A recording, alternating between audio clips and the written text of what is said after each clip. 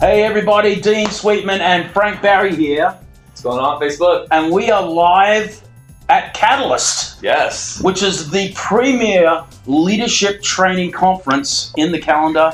And we're great sponsors. Got a great mate of mine. In the country. In the world, mate. And That's strong. Come on. That's strong. Tyler Reagin, hey, how you doing, mate? Good to see you guys. Good Glad to to see hear you. it. Just wave. Hey, Frank. Queen wave. Which we're actually not sitting in Catalyst right It's now. just down the street. Okay, because I want to make sure everybody knows it's a little It's like a bit bigger than it's this. a little bit different I than walked in the arena, and I'm like, I haven't been in that arena for a while, Yeah. and I forget how big it is. It's awesome. We're expecting north of 8,000. Yeah, it'd be something like that. People they're flying in from all over the world right now into Atlanta, Georgia, and it's just going to be awesome. It's gonna be awesome. So, All the preps going on right now. Oh, We were over Yeah, a our little team's while rocking and back. rolling. They're sound checking. Sound They're checking. running everything. Yep. so That's excellent. we're sponsors here, and we're pretty pumped for a great week, and we're involved with you guys on a day-to-day basis Right. down there. But we wanted to take this opportunity to talk to you about generosity. Love That it. is what we do on this podcast, and we approach it from all different kind of angles. Yep. And Tyler has just written a phenomenal book about leadership. And so we're going to talk a little bit about that today. Frank's got a bit of housekeeping, mate. You want to Yeah. get everyone jazzed Yeah. up on the social? So it's great to be with everyone on Facebook. We're live from Catalyst, like we were saying. But since we've got Tyler here, we wanted to do a book giveaway. So just make sure you're paying attention. We're not going to do it right now, but we're going to give away 3 books. And also, Catalyst is going live in a lot of their sessions. So we want to give away. They were kind enough to give us some free passes, so we want to give free passes to Catalyst Live. So if you can't make it here Yeah. to the venue, you That's can awesome. watch. You can be at See, I don't even know these things. Like they just do it. I'm Hey. like, sweet. It's rolling. You mean they have that technology now? That is awesome. It's probably like this one. Like Yeah. this technology? Yeah. So, Streaming. So, anyways, right now, in order to sort of win one of these prizes, like we want to make this a fun and engaging show. So, give the show a like, share it on your Facebook timeline, comment, let us know where you're from, what's your home church, things like that. Like interact with the show, and we're going to be just picking people at random towards the end of the show to win one of these prizes. So stick with us, and we'll have a great conversation today. Awesome. So you are the president of Catalyst, Yeah. this incredible organization that, like I said, gathers Christian leaders from all over the country Yeah. and beyond. And 20th year coming up. Next year. Next year? This is our 19th. So for 19 years now. Yep. Have you been around for all 19? No, He's not old enough to be around 19. I'm not. I actually am probably. My old production director who left a couple years ago. He was with it for 17 years. Wow, I mean, wow, so, wow. and we're the same age. But John Maxwell started. We're actually. It's funny because we're literally looking at the here. John Yep. Maxwell Leadership Center. But Yep. John started it 19 years ago. Right. I was working with Andy Stanley at North Point Church for about 12, 13 years. So I've been around it. But then I came over full time, or like I started producing it as a contractor while still at the church for about 3 years, about 9 years ago, and then 6 years ago I've been here full time. Wow. Man. Yeah. I have a great John Maxwell story that we don't have time for, but I'm going to leave that for another day. Yeah. I've read his books. Yeah. I've read all his Stories. books. There's a few. Yeah, there's a. It's a story He's written about- over 100 books. Is that now. right? It's crazy. It's a story about when I played golf with him one time. Yeah. He's talk about generosity, that guy. Oh, he is Let the you top. He's one of the He top. let He was in. very generous. He let me in. I didn't let him beat me, but he was just so phenomenal. He's running around picking the flag Dude, he's up. one of the. Like, just a legend. That's the way he lives his life, man. So That's good. what I love about So him. good. We should get him for a show one time. Okay. You wrote this book, and it's just come out. Yep. The Life-Giving Leader. Like less than a month, right? 2 weeks ago. 2 weeks. Yep. It was intentional. They wanted to do it 2 weeks and then be ready to release it this week. That's really. pretty smart. Yeah. Why did you write it? This one took me a while. I've never written a book before. Yeah. I made a 420 on the SAT in English, so it wasn't like I was like set up for success when it comes to writing. Probably more than I got. It was. It just was. It wasn't something I was thinking about. And when I took over about 5 years ago, I think the Lord just started stirring in me. But the big thing, it took me a while, was because I never came to Catalyst for that. And I never want anybody to think I came to Catalyst for that, because a lot of people, you watch them and you kind of can see their trajectory and what they're trying to do. Sure. And I'm not saying it's wrong. I'm just saying it's not me. Yeah. So it took a while. It's stuff I've been teaching as a coach for years. It's stuff I've been doing and trying to create culture like that. And I remember the two things that kind of took me over the edge was, one, I went home one day and I said, Carrie, I think I'm supposed to write a book. She goes, I know. But that's not what my wife normally responds. The wife's always no first. And then I had a friend just looked at me and he said, if for any other reason write everything you believe about leadership for your 2 boys.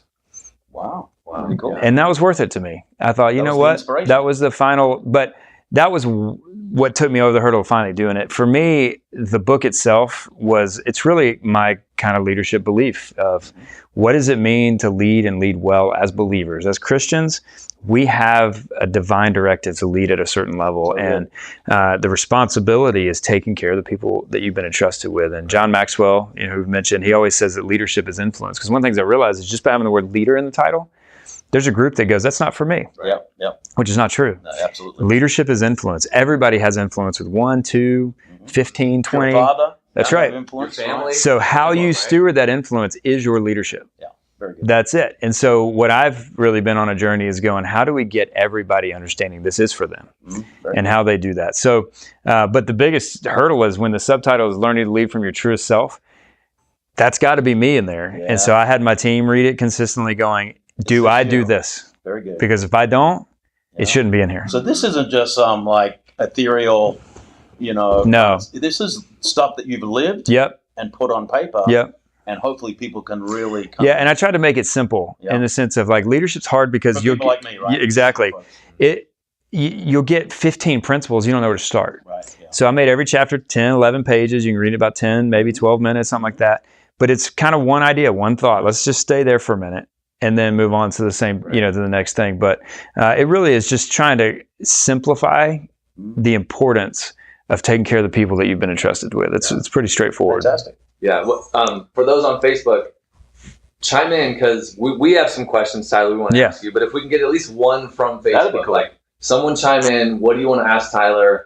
What do you want to ask him about the book? You might win a free book, but like give us some of your questions and we'll try to get some in there. And through the miracle from the Tidely elves, we get that it shows up right here. On our document. Do the Tidely elves sleep in trees too, like the Keebler elves, or are they different? We're green is our logo, right? So it's all woven together. Fair enough. That's awesome. Fair enough. Do you use like in the book? Are you big on using like stories from the Bible? Like, do you have a favorite like verse, story, parable? Yeah, I don't really write about the Bible very often. I'm just kidding. This whole concept is which way is life flowing from you? Is it being required for you because you're not leading well?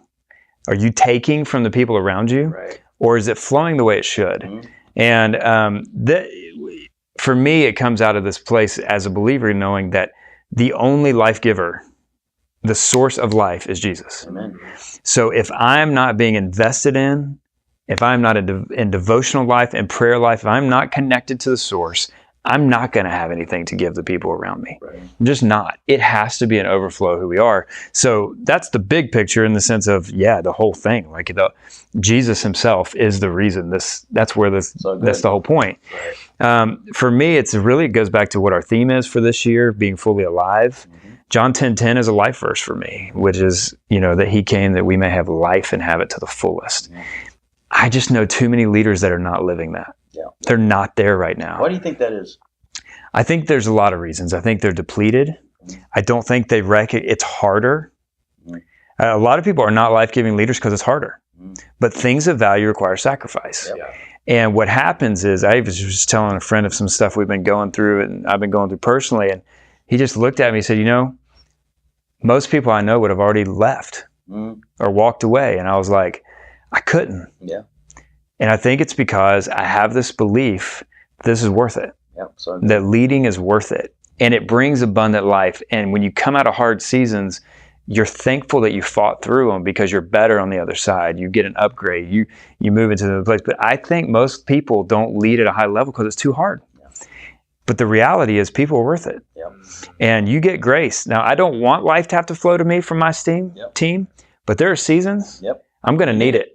I'm going to need some grace. Absolutely. But if I'm not pouring into them day in and day out, there's not going to be any grace to pull around. So that, abundant life thing is not just for, let's go, whatever, free, whatever. Right. It's also, I want to lead at a level that I feel fully alive, that I am abundantly living, that my boys and my wife see a dad and a husband who goes to work and loves his life. Loves it, yeah. And I just home and loves it. And it's it's hard. Home's hard. This is hard. Not eating Chick-fil-A every meal. That's hard, right? But you gotta there's sacrifice required. Yeah, it's good, man. So you wrote a fair bit about generosity in the book, about God calling Totally. leaders to be generous people. Yeah. Where does that come from? How do you approach the whole generosity thing in leadership? So the first half of the book is really the identity piece, because I think the most life-giving leaders have embraced their Psalm 139 uniqueness, which is He knit us together. Sure. So many leaders spend their life chasing somebody else's uniqueness. Psalm 139 is clear. He knit us together while looking at the breadth of our life. Our vocation, our calling, our life has to be connected if we believe that's true. Yeah, it's true. Which is beautiful, that God would actually give me a unique personality for a unique purpose. But so many leaders, there's a thing that I quoted, this lady who was a hospice nurse in Australia, actually. And she, for all amazing things. that's right, almost some things. But she, for 7 years, she interviewed people on their deathbed and said, what is your biggest regret in life? By far, number one, was I was never my truest self. That I was never the person that I really wanted to be, but our circumstances, our cultures, our family scenarios, our work environments, they dictate for so many who they are. Wow. And I just think we have to learn, we cannot dismiss the lessons from the dying in that and going, I don't want to get to the end of my life have all these regrets. and feel like I'm never myself. I'd see so many young leaders. I've got 24-year-olds, 25-year-olds. Yep. The quicker you can become proud of that God-given uniqueness, the quicker you'll be the leader that He has for you. But how hard is that today? Because there's the social media, the stuff that's coming to especially young people. Yes. This is how you should look. We are in a day and age madness. that it looks like overnight success. It looks like these things. I remember when the band Fun released Some Nights. It was like this huge hit. And everybody's like, these guys are like overnight successes. That was their 9th album. Wow. There's not an overnight success. I don't know. It's the men and it's the men and women who go, okay, I'm gonna work on me right now. I'm gonna figure this out. So back to consistency, you have to. It's the process. What if the destination isn't the answer? But so many of us want to shortcut the process to get to the destination. The truth is, if I had gotten even to this position before I was ready, I would have been crushed. It's just the way it is. I mean, I can look back, same kind of thing. Sorry, when you start off, maybe coming out of college, like you get your first like job, career kind of thing, and I just remember thinking like, oh, I should be at this level or doing this kind of thing. Right. But then now I look back and I'm like, what was I thinking at that stage of life? Yeah. Right. So that's it. That's exactly right, because it's this process. But so the first part is the process. How do we find our identity? Like, what does that look like? The second half, I talk about the practice, what that looks like when you're life-giving. And one of those, there's a section called the 4 S's, which is we're called to sweat, work hard. We're called to surrender, sacrifice, and serve. Love it. So that's where the generosity comes in. The truth is, a life-giving leader lives a life of generosity. Right. It's not something you just got to do every now and again. It is. Who you are, it is. eventually. What do the people around me need? Yep. Again, I've mentioned Maxwell, but he always said, people don't care how much you know until they know how much you care. Yeah. A life-giving leader, sticks, right? Like that particular quote just like it stays with you because it's true. Yeah. How you steward your influence, if you have 2 people in the circle, how you care for those 2 is going to determine if you get more. And I think that's generosity, is going, I'm going to have to surrender to something bigger than myself. I've got to sweat. Like we're over here, we're pushing pallets. That's right. I'm the best, and I'm very proud of this. I'm the best pallet wrapper on our team because I teach every one of our new staff how to wrap pallets. The reason is I don't have to. I've earned the right to not wrap a pallet for the rest of my life. Yes. But I'm the president of the organization. When the president of the organization wraps pallets with the 24-year-old that just started, pretty cool. It says something to them that I'm not asking them to push pallets, and I'm not going to do it. I'm working because as believers, I feel like to be life-giving, we have to be right next to them. Now, again, when I have to leave and go do what I have to go do, there are nights that they don't know the weight that I carry, and there are days that they don't understand what I'm going through, and that work never stops in your brain. There's no office hours.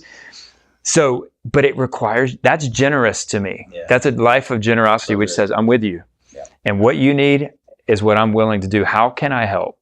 And so I think it's serving next to them. It's those sorts. So to me, and then honestly, it's financially. Where my wife and I, how are we showing our boys what it means to be generous financially as well? And a lot of that's in that circle of influence, what can I do to serve their needs? Hey, just on that, what we're going to do this week in the generosity moment at Catalyst is we're going to support Convoy of Hope, who are doing phenomenal work in the Carolinas from the hurricane.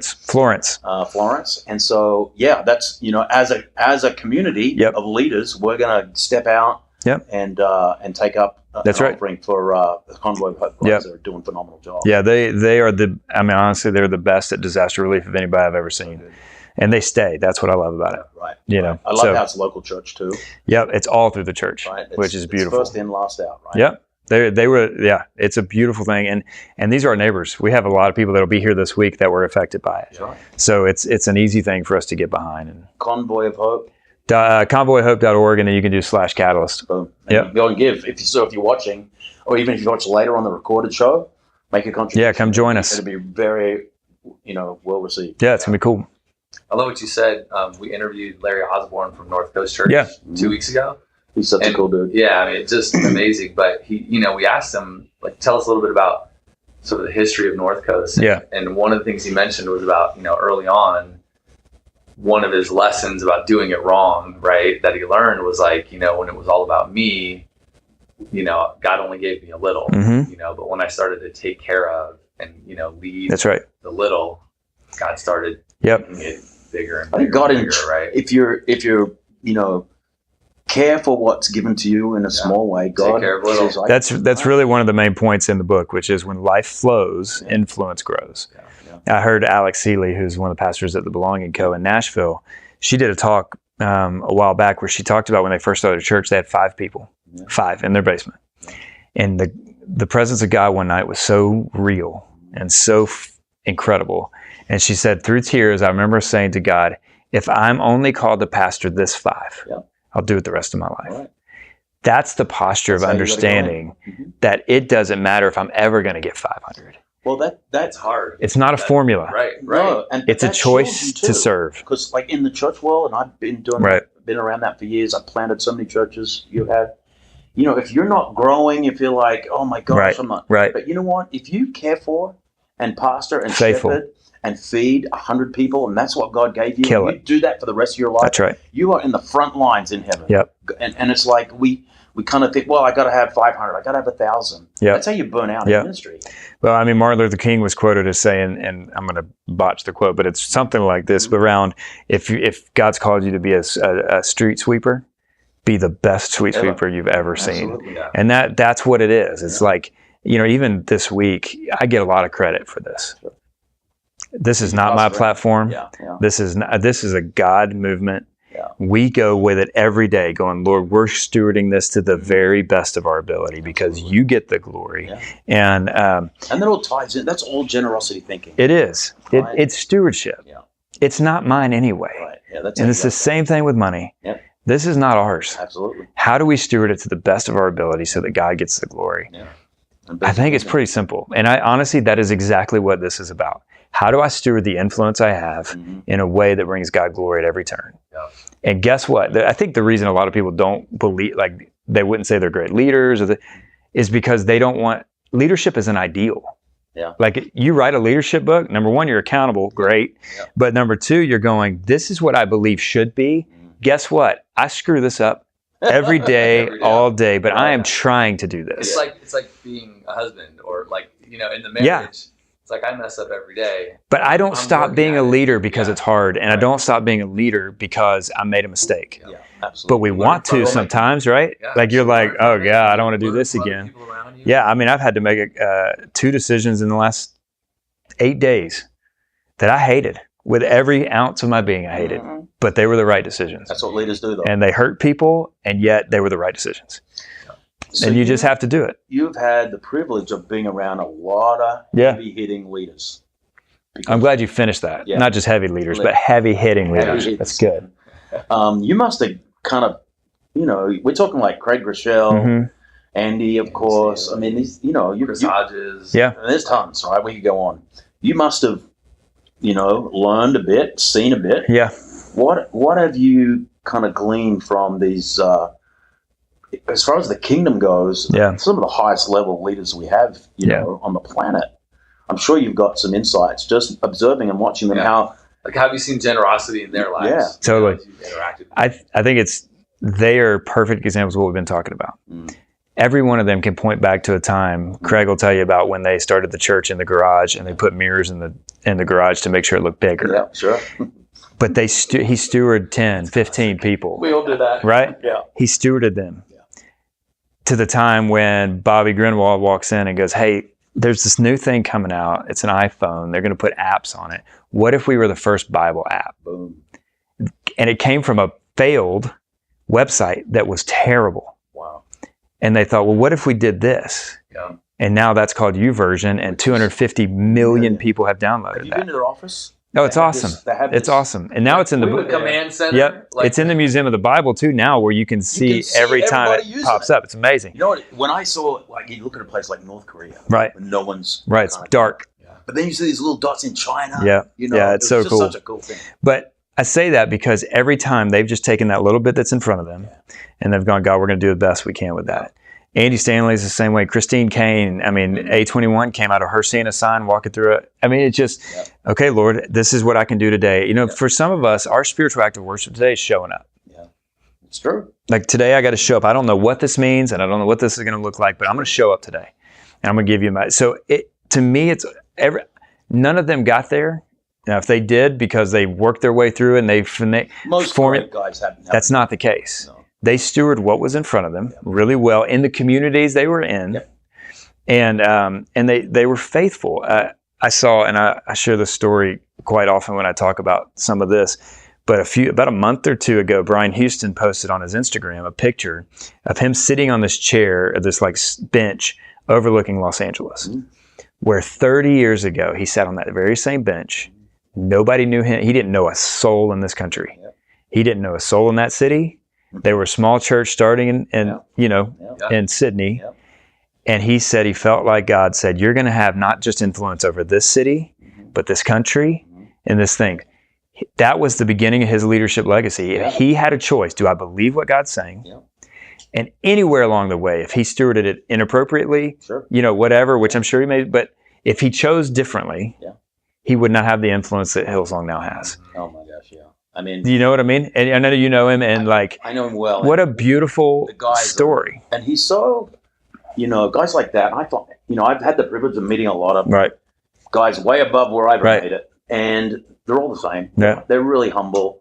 Even some of the guys that are very kind of out there when they preach. Right. You get them. Yeah, behind the scenes, it's different. They're just chill dudes, and they're always like, "Was that good? Did you do okay?" Yeah. Like, dude, you're like the best ever. Yeah, I mean, he told me before the one day recently, he's like, I was kind of nervous. I'm like, what are you talking about? But that's the posture. That's exactly right. I remember being at one of Craig's recent one days. Yep. And just kind of getting to sit in the back and sort of watch. And yep.